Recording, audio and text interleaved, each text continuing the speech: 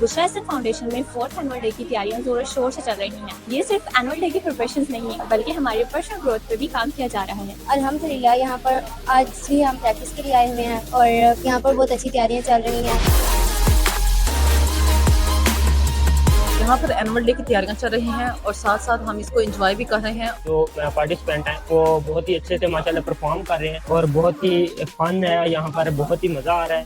हम इस फंक्शन की बहुत अच्छे से एंजॉय कर रहे हैं और दिल लगा कर तैयारी कर रहे हैं। हमारे असातिज़ा की मेहनत की वजह से हमारा कॉन्फिडेंस इस तकनीक के अंदर बहुत अच्छा बिल्ड हो रहा है। इस एनुअल डे की तैयारी बहुत अच्छी जा रही है।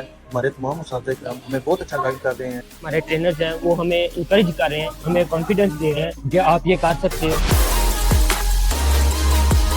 I'm definitely enjoy the process क्योंकि ये सिर्फ इवेंट नहीं बल्कि एक लर्निंग एक्सपीरियंस भी है एंड होपफुली फाइनल डे पे सब कुछ स्मूथली एक्सिक्यूट होगा। जो एनुअल डे होगा उसके लिए हम बिल्कुल रेडी हैं और मुकम्मल तौर पर हम वहाँ पर अपनी परफॉर्मेंस करने के लिए तैयार हैं। इंशाल्लाह हम बहुत अच्छी कारकर्दगी एनुअल डे के दिन दिखाएंगे।